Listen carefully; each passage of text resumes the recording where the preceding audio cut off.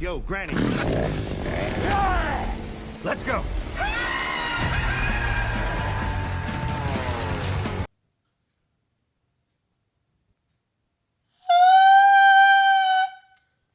Oh my fucking god! I am so goddamn stoked for this! Look at it! It's so perfectly Evil Dead! It's wonderful! It's just... Wait. I'm getting ahead of myself, so let's take this from the top. For those of you that have no idea what Evil Dead is, And if you don't know Evil Dead, then where the fuck have you been for the last 35 years? it started as a little DIY horror film made by Sam Raimi, who would later go on to make the first Spider-Man films. In this film, a group of kids camping in a cabin in the woods accidentally unleash a slew of demons from the Necronomicon, the Book of the Dead. What follows is absolute carnage and psychological torture as the demons tear their way through the kids. It was a truly extreme movie and is still considered one of the all-time horror greats. Evil Dead 2 Dead by Dawn picked up where the last film left off, well, in broad strokes anyway, and took a turn for the comedic. It was still gory and intense, but a lot more goofiness and slapstick was added, and the survivor of the first film, Ash Williams, played by Mr. Chin himself, Bruce Campbell, got himself a chainsaw hand and a shotgun, and began to turn into a wisecracking demon slayer rather than just a terrified idiot.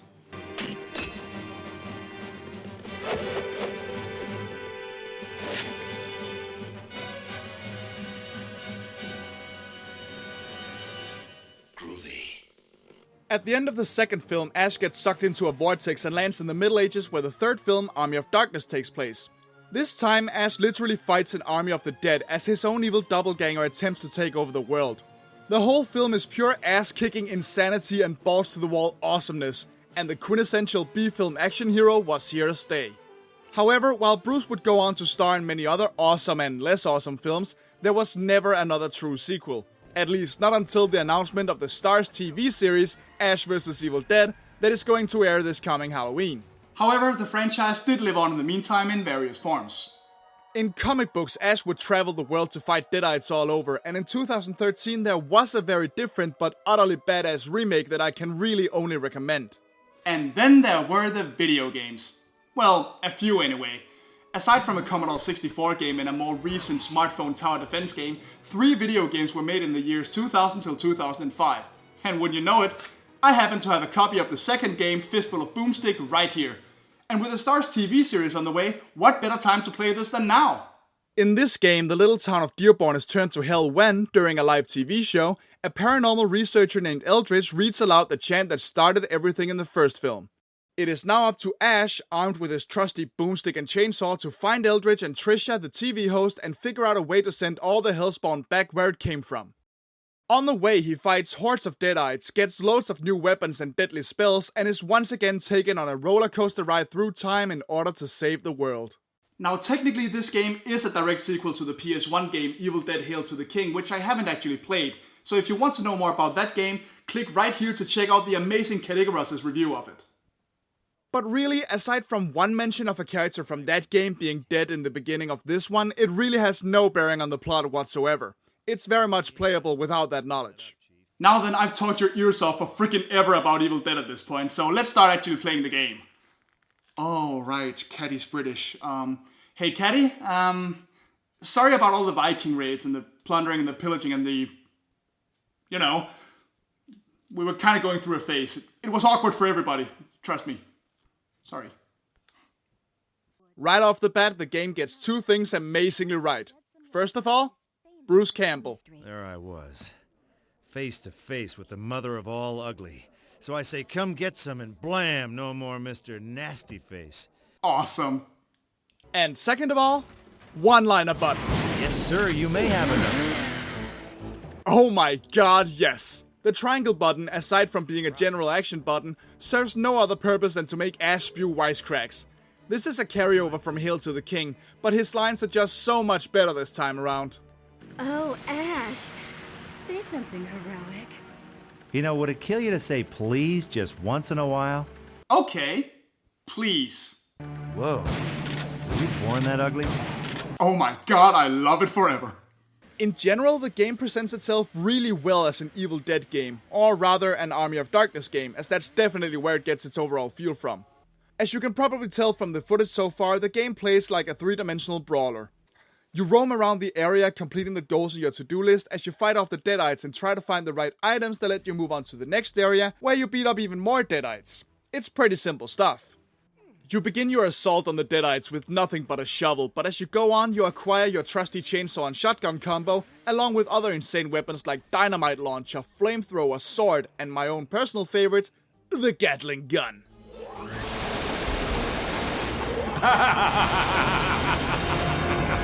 Combat is pretty simple, but it can yield some really fun results.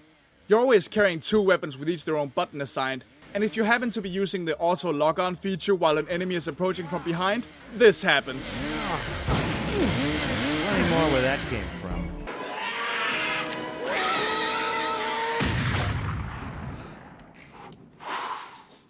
Don't you just love it when a licensed game actually pays attention to the franchise? Add the one-liner button feature to that, and you get the potential to do stuff like this. Hey, nice complexion. For a freak. Oh hell yeah, I have never felt as manly as I do right now! Retreat! Retreat! Along with the weapons, you also get spells that let you do things like summon a hellhound, grow in size, and possess various types of Deadites. To cast a spell, you hold up the spell book with the left shoulder button and press a quick combo. And if you fuck up, Ash screws up the words just like in Army of Darkness.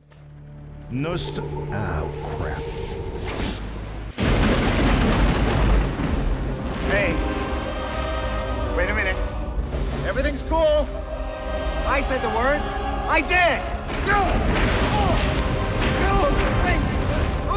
Remember what I just said about paying attention to the franchise?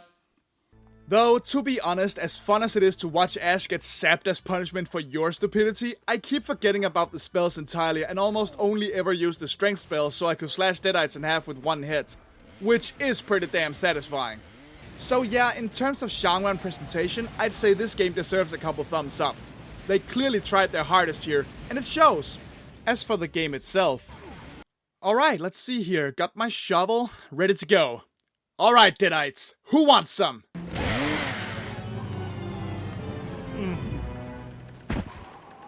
Alright, bad beginner's luck. You know it happens, so... I just gotta get used to the controls and then everything will be fine.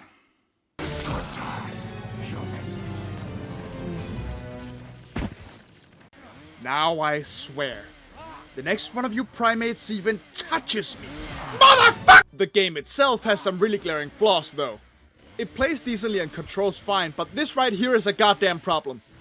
Now don't get me wrong, the problem isn't that you fight loads of Deadites. I expect that from an Army of Darkness game.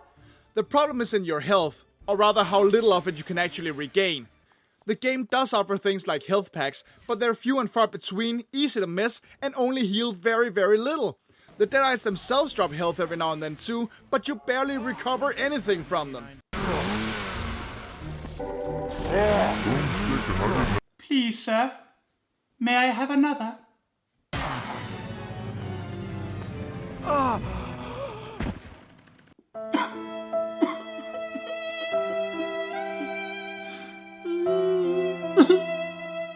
I mean, look at that! Sure, the game lets you pick up health bar extensions too, but not only are they also really easy to miss, they don't fill up your health bar when you get them. And the game doesn't even recover your health in between levels, so you're basically spending the entire game starving. I don't remember a single time since the very start of the game when I was actually at near full health, and when you keep getting goddamn swamped like this, it gets seriously frustrating and leads to downright unfair game overs. I'd call it fake difficulty, but it doesn't even feel like this is on purpose. More like the designers simply forgot to put a little bit of balance into this while they were making the damn game. Okay, look, I get it. You play Ash Williams, you're surrounded by the dead. It's not supposed to be easy. But this game isn't hard because it's difficult per se. It's hard because you can't get your health back as fast as you lose it. It's like trying to eat soup with this. It just doesn't fucking work. You'd think the game would ease up just a little after you kill a bunch of Deadites, but no! Several parts of the game has you running around and supposedly closing the vortexes that the Deadites spawn from using pieces of silver. But it's frankly impossible to tell a goddamn difference, as enemies just keep respawning if you dawdle too much. And you can get jumped at any time too by a horde of these assholes. And if you think this shit is annoying, the same thing carries over into the system. Okay, it's actually not quite as bad, as almost every enemy leaves a bit of magic replenishment when they die. But in the late game, you often find yourself needing a lot of mana to do a possession spell to get through a particular door. And then without enough mana, you have to throw yourself into the nearest Deadite horde and hope you don't fucking die. Like, look at this. I'm near the end of the game and I need to open this door with a specific spell, but it requires almost all my mana. And I just killed everything on the way here, so now I gotta go through the whole town in order to— WHOA!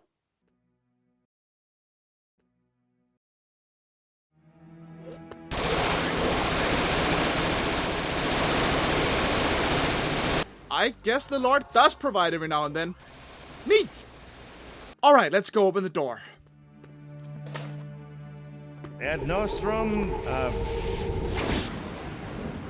Oh, what the fuck? I have full mana. Why isn't it working? Oh, there's a panel I gotta step on. I didn't see the panel I have to step on. Oops. So with all this health and mana bullshit, I really hope you remember to save. And in order to do that, you gotta find the save tokens that are lying all over the place, and then go to your inventory in order to actually use them. Now there are plenty of these things lying around and you can use them at any time, but if you forget about them and get a game over, well then you're fucked! As a result, it becomes one of those save before going into new area types of games. And if you ask me, it just really takes away from the intensity when you gotta stop, save, and then go all the damn time. Oh, and the cutscenes are unskippable, so you better fucking save unless you really like doing this. God, I sure am glad I spent all that time in the inventory for this! And speaking of the damn inventory, that's a real pain in the ass too. A lot of the game is spent going around and finding items that let you unlock doors or close the aforementioned vortexes. But in order to do so, you have to position yourself carefully in front of the place in question so you get the right symbol, then press select, then slowly drag yourself through the inventory, and then use the item. Which results in lovely moments like these. Ah, fuck, there's another one?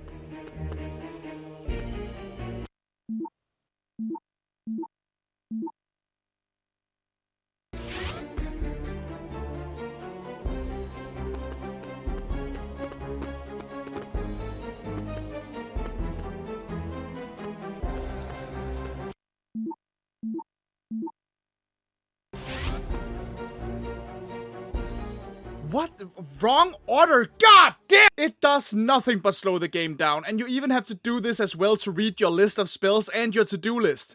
It makes everything you do aside from slashing way through Deadites a real fucking chore. Wanna know what else is a chore? Finding your way around in this goddamn game.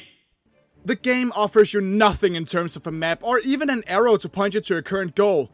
This wouldn't be so bad if it weren't for how goddamn bland the areas look. Sure, key locations are recognizable, but actually finding them in these streets can be a real nightmare.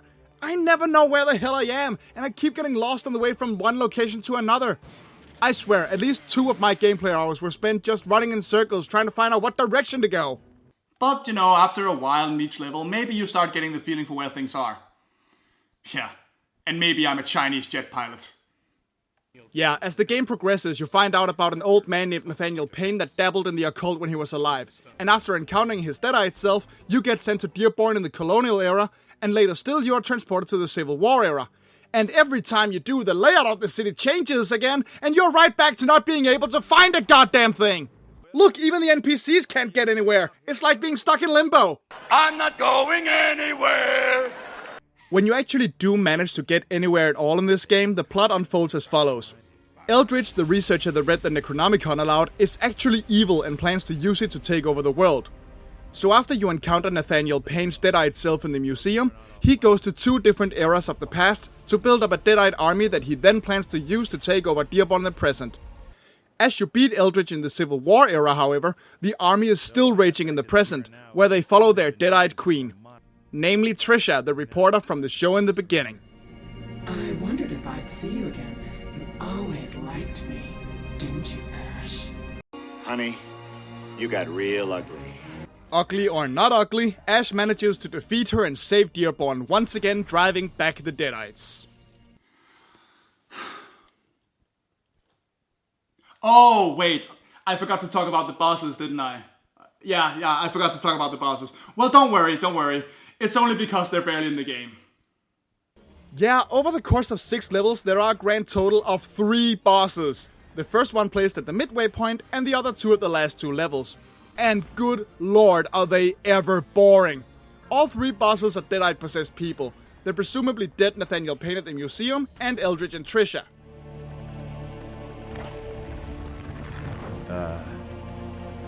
Yes, sir? And all 3 of them are painfully easy. Nathaniel Payne? Run in circles to dodge and knock his shit back with a shovel 6 times. Dead. Eldridge? Run around, shoot oil barrels, set the dude on fire, and then go to town on him with your chainsaw. Dead. This fight isn't actually all that bad, but would you believe this is the most exciting it gets? Oh, and Trisha? You know, the Deadite Queen, the ultimate evil of the whole game? Yo, she bitch! Let's go. Run in circles to dodge and throw dynamite in her mouth 6 times. Dead! Gee, doesn't that feel familiar? No thought was put into these bosses. Sure, they're at least all somewhat connected to the plot and aren't just there to be there, but they're painfully simple. The hard part isn't beating them. The hard part is getting there with any health whatsoever. Unless, of course, you like doing this.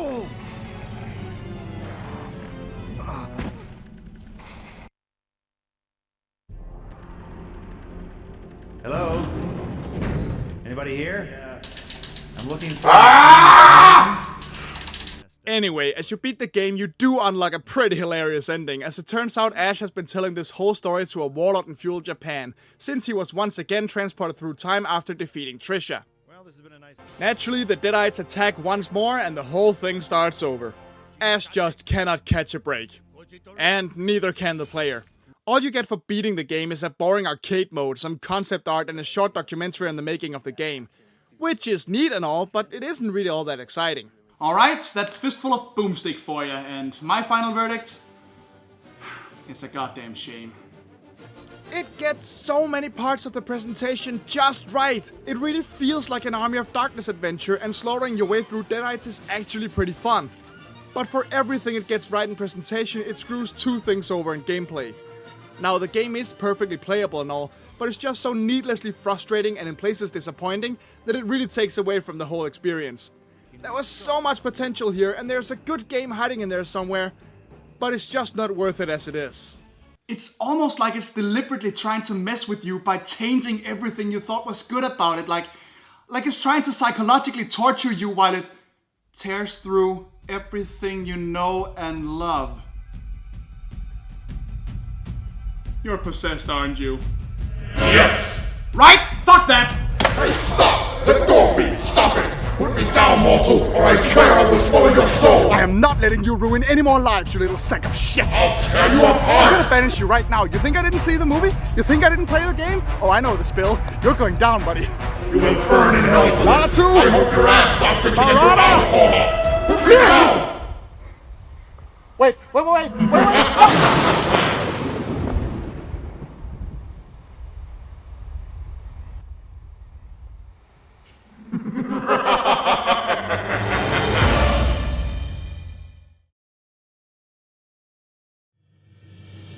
Hey there guys, and thank you so much for watching my very first game review. I really hope you enjoyed it. If you did, please remember to like, comment and subscribe, and that way you'll get the next video delivered straight to you when it's out. Till then, you can also find me on Facebook and Twitter. Links for those are right there in the description. I'll see you next time, folks.